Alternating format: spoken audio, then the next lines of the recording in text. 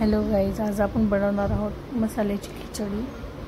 तर मी यासाठी कांदे, टमाटे, लसूण वगैरे सगळं व्यवस्थित कोथिंबीर कट करून घेतलेलं आहे। त्यानंतर तेल टाकून कुकरमध्ये व्यवस्थित मी शिजवून घेतलेलं आहे, फोडणी दिलेली आहे। नंतर कोथिंबीर टाकली, त्यानंतर छान असं फ्राय होऊ दिलेलं आहे।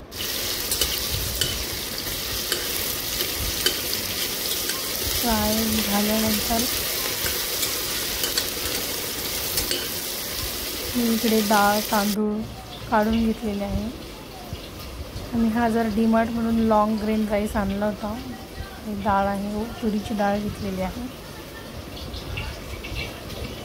आणि त्यानंतर हे आपले मसाल्याचा डबा, मसाले,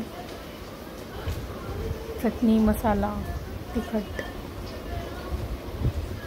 हळद, मीठ, हे तांदूळ, डाळ इकडे मी टाकले, आपले मसाले टाकले सगळे, हळद, तिखट 2 चमचे तिखट टाकले आणि साधारण मी 1-1.5 चमचा हळद टाकली। छान मस्त फ्राय होऊ दिलं।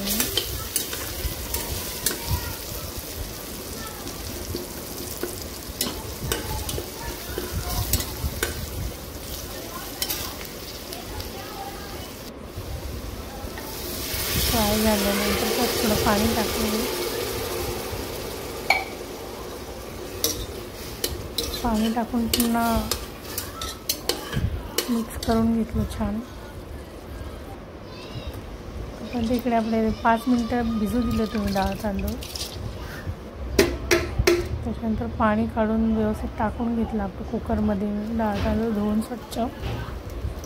त्यानंतर मीठ टाकलं, पुन्हा पाणी टाकलं, गरजेनुसार जेवढं लागलं तेवढं तांदूळाप्रमाणे टाकलं। त्याला ते बासमती राईसने जरा कमी पाणी लागतं।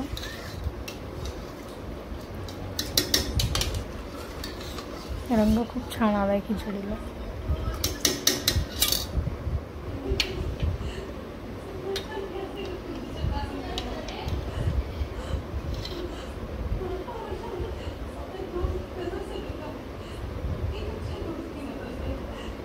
थोडं शिजू दिली मी खिचडी, नंतर झाकण लावून शिट्ट्या होऊ दिल्या कुकरच्या। 4 शिट्ट्या होऊ दिल्या मी।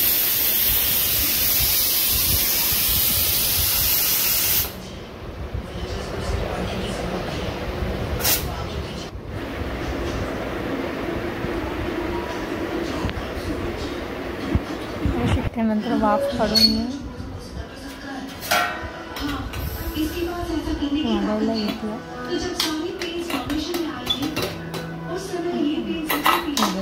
अतिशय सुंदर अशी मसाला खिचडी झाली।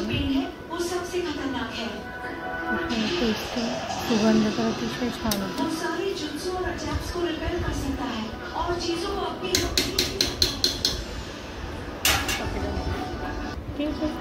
कलर पण एकदम छान आलेला आहे, चवीला पण छान। आवडलं तर नक्की ट्राय करा।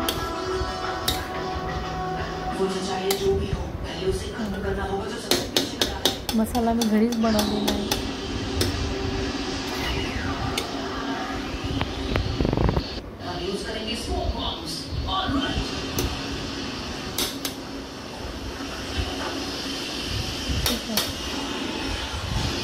आवडलं तर लाईक, सबस्क्राईब आणि ट्राय करून पहा नक्की। कशी झाली ती कमेंटमध्ये कळवा मला। थँक्यू।